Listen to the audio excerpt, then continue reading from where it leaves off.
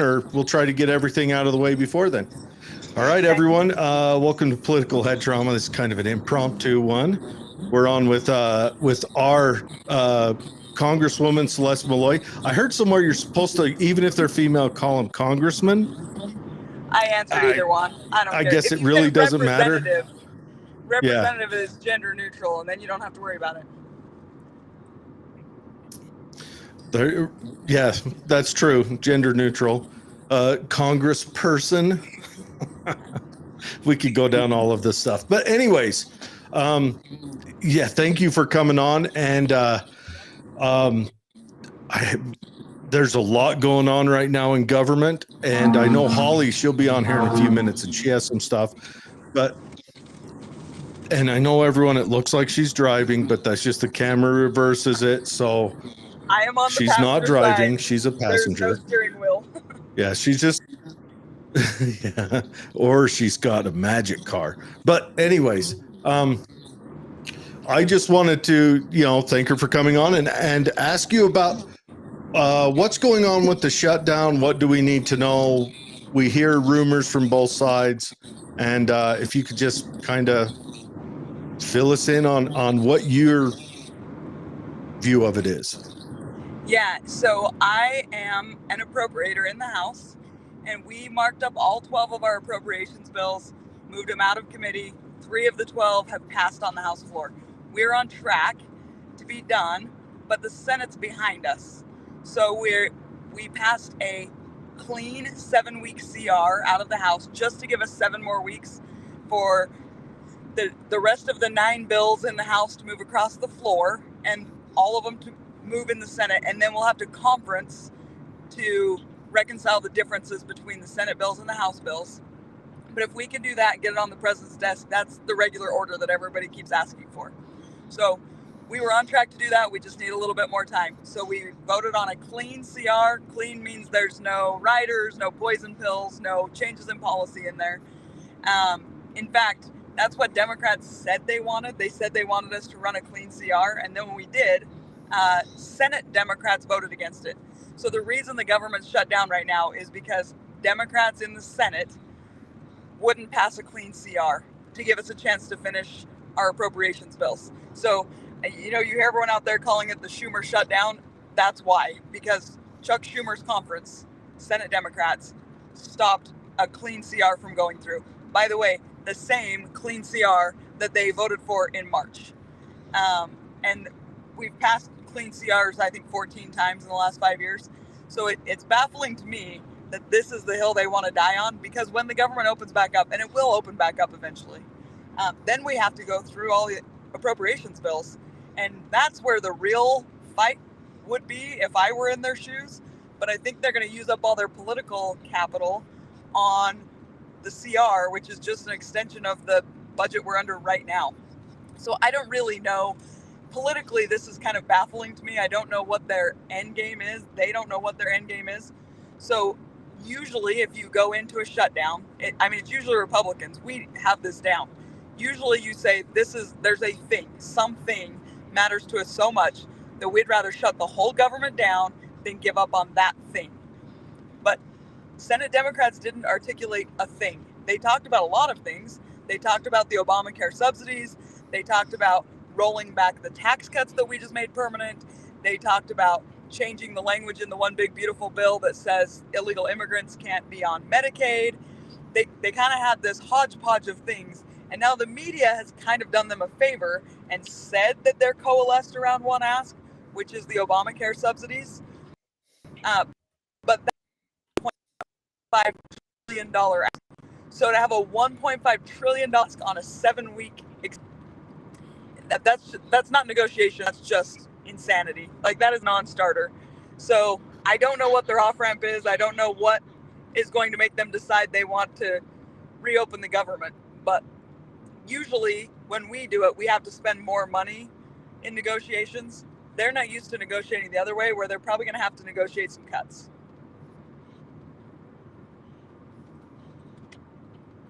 That's so they wanted to, you broke up just a little bit there. Repeat the number again, how much they want for 7 weeks.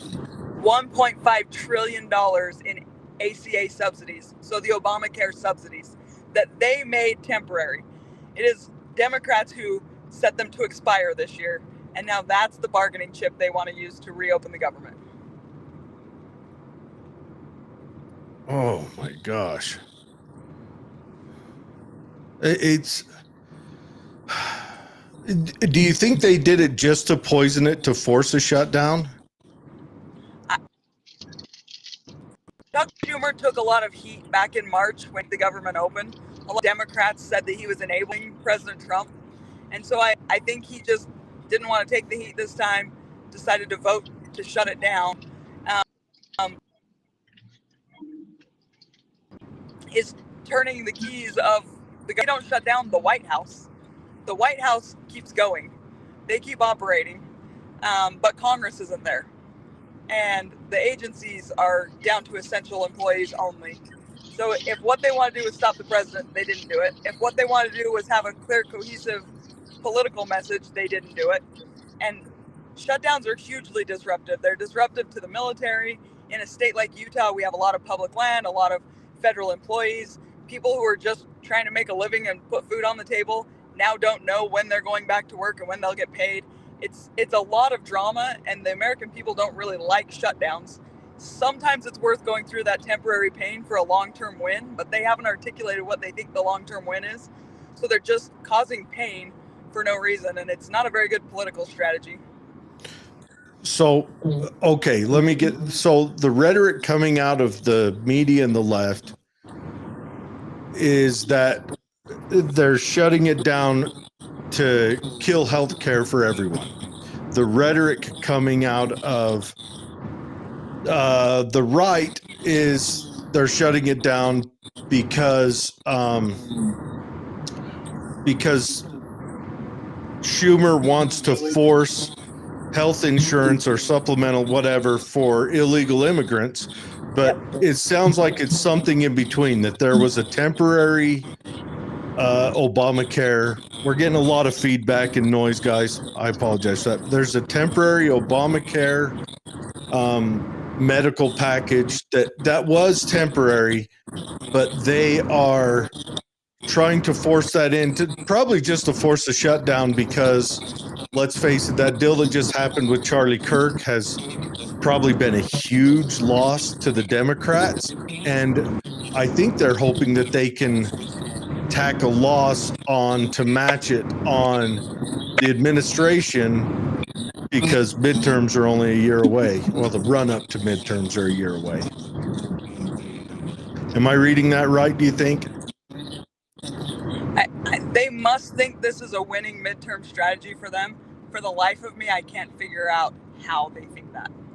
I think you're right. And man, I guess it depends on how long it goes and what's the outcome, who wins it. But the administration holds all the cards on this one. Yep.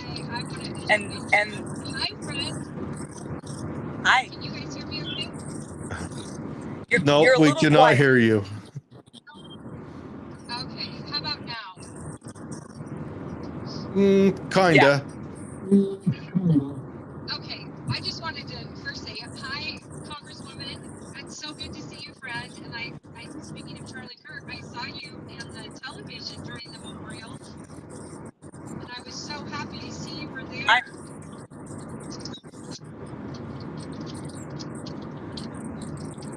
Can you I'm hear? really glad I got to be there. Yeah, this is everyone. The sound, because we got two people who are just on phone. This is impromptu.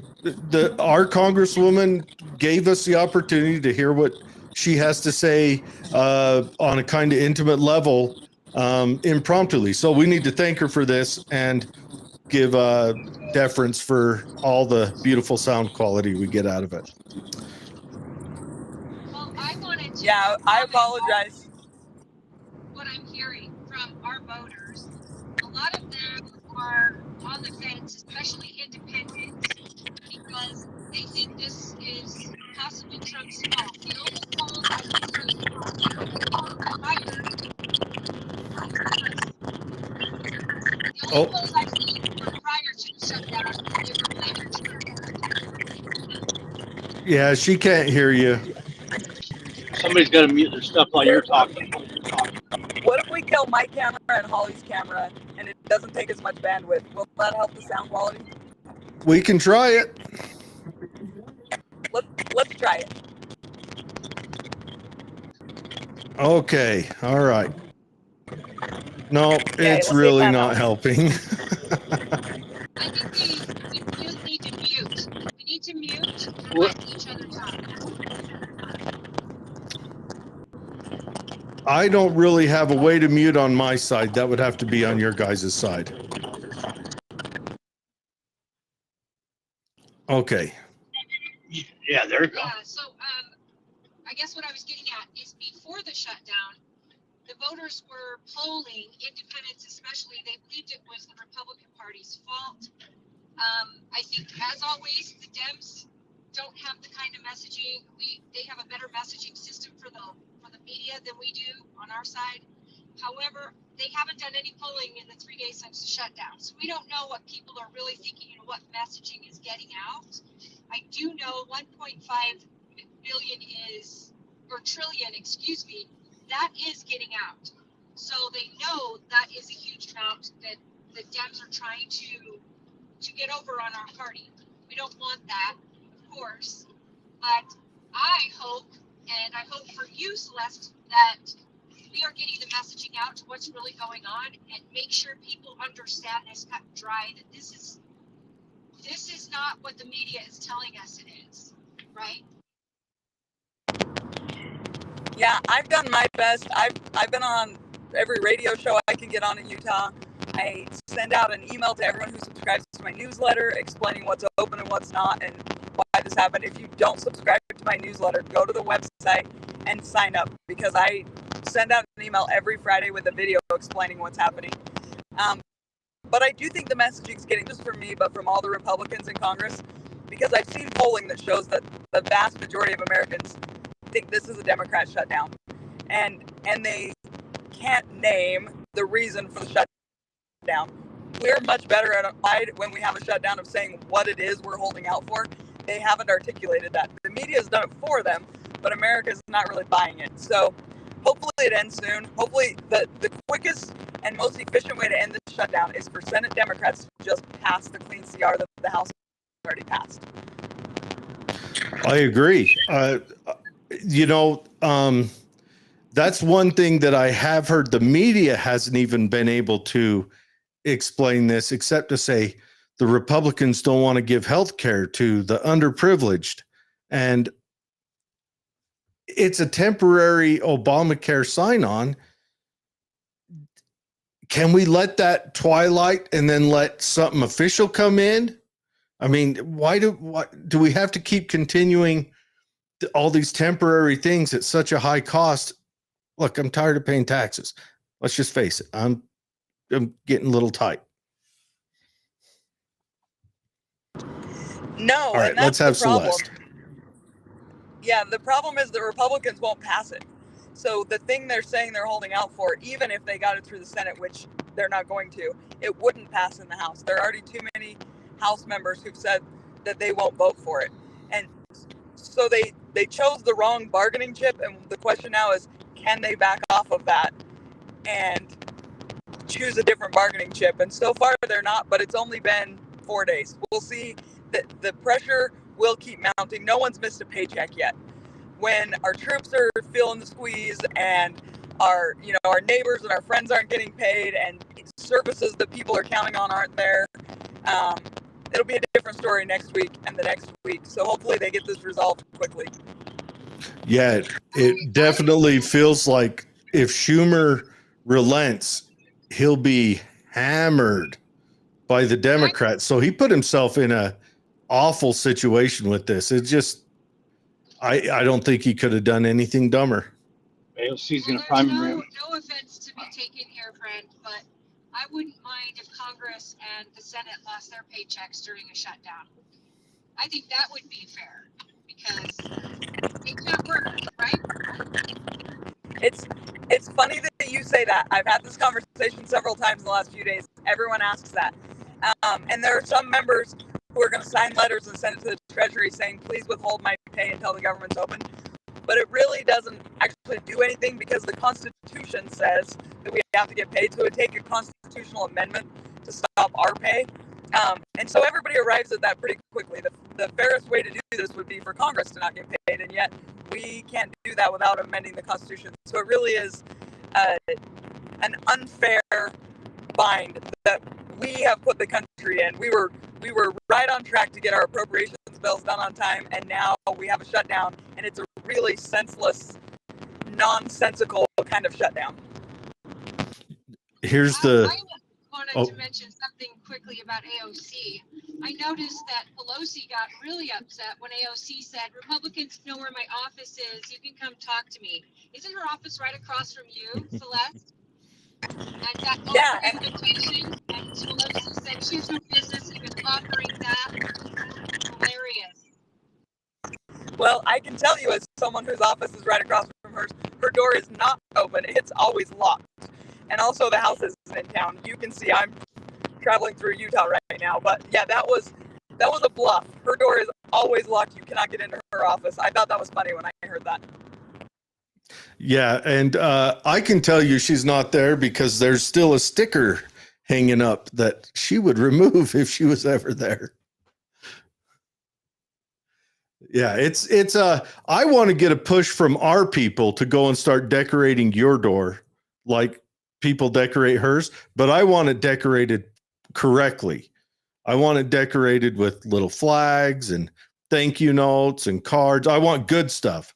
So if any Utahns ever back in DC, reach out to Congressperson Maloy and go and visit her office staff. Maybe she can get you a tour of the tunnels. Not right now, obviously, because but get you a tour of the tunnels. Go down and check out the congressional store. They've got a store down there. It's pretty wild. And go but leave a friendly note on her door, appreciating her. And if I hear any of you guys put anything nasty on her door, I will personally hunt you down and I will put a burning bag of something on your doorstep. Promise. Wow, you're terrifying. You're terrifying, Jared. Professionalism. I wanted to ask, if possible, why I have you. We have just got a call to action regarding the redistricting, Celeste, and your district is getting thrown all over the place. The party has taken a stand and asked people to go for map C, which takes you from not living in our district anymore. I have to know, what are your thoughts? I can't even imagine this. So I have no say in redistricting. The state legislature draws maps, but I will say one of the things people are getting really hung up on is where the numbers are, and the numbers don't really mean anything. So I'm in District 2. If the town I live in ends up in District 4, I run in District 4. And so I've had people call me all panicked saying, District 2 is clear up in the northern corner of the state. What are you going to do? I will run in whatever district I live in. But other than that, I don't have any control over this, so I'm just not stressing too much about it. We'll see what happens next week when the legislature chooses a map. I think they're still planning to appeal this. I don't know what the judge is going to do, but I know it's something that I have no control over. Well, I was just bothered because I want rural Utah together, and they're putting us with Salt Lake, West Valley, Magna, and Davis, which we're already with a little bit of Salt Lake and Davis, but we are more rural. We have more in common with your rural down south than we do with Salt Lake, for example.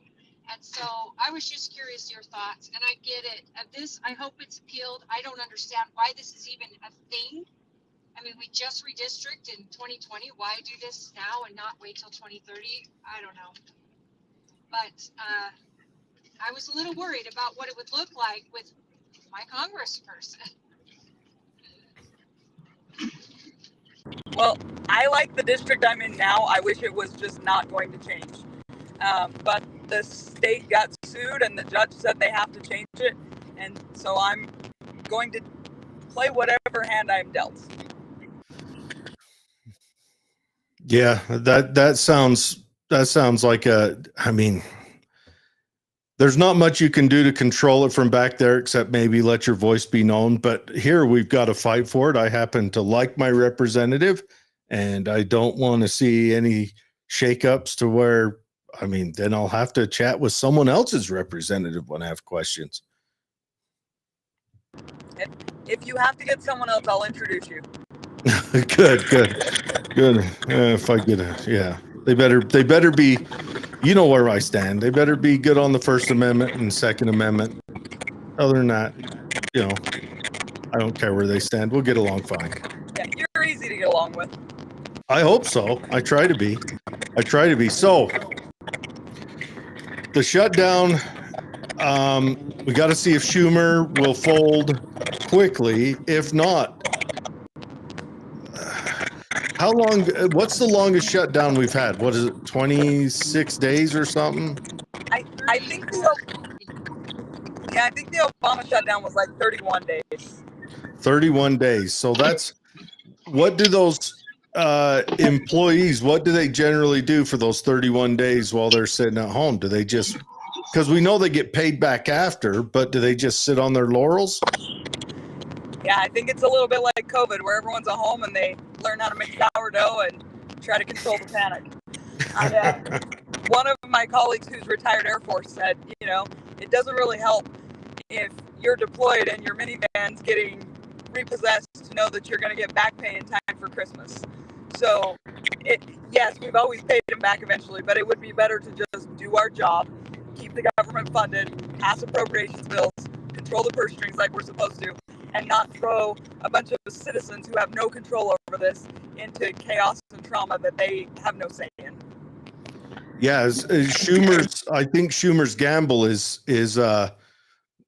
not very bright, because everyone who's already on his side are the only ones who will be up in arms about what he wants.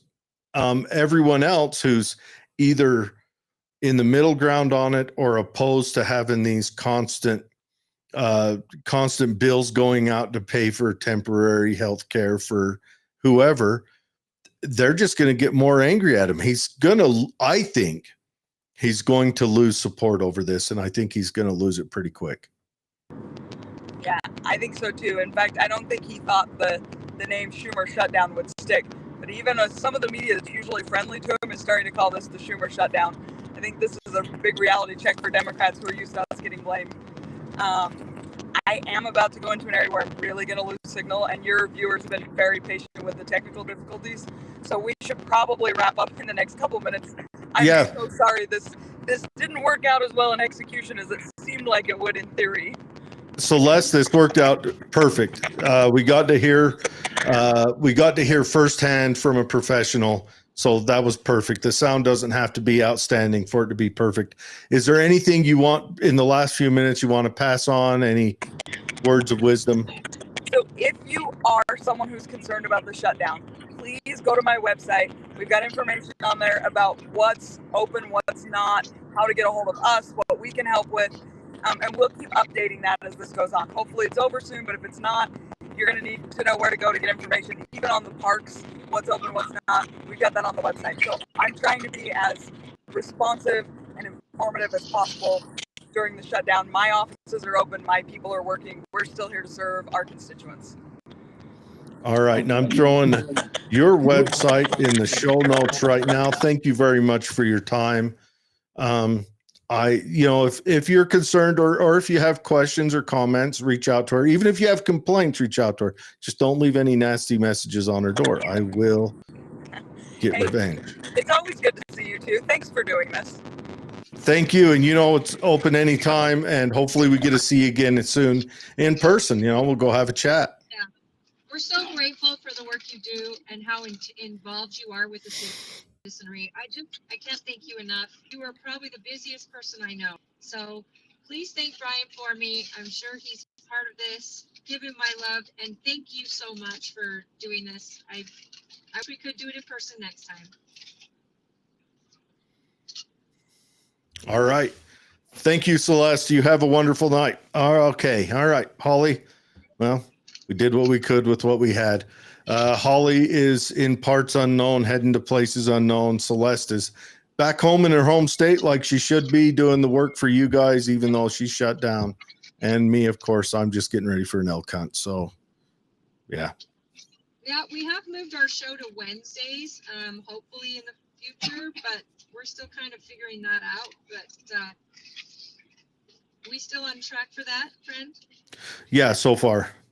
So far, we couldn't get it this Wednesday because there was a pre-scheduled meet the candidates down in southern Utah or central southern Utah. I don't know. Technically, southern Utah starts at like Draper, but there was a meet the candidates that was already on, so we had to postpone that. We got this impromptu. I want to thank Celeste, Chief of Staff, for kind of working through and setting this up. He's always outstanding. You mentioned him, Brian.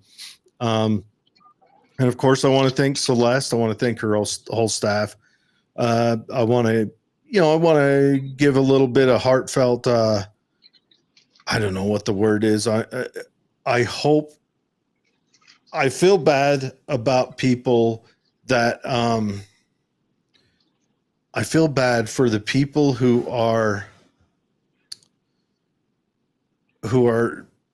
shut down right now. And I'm sorry about that. And I'm sorry you get caught up in politics. And I know there's no consolation,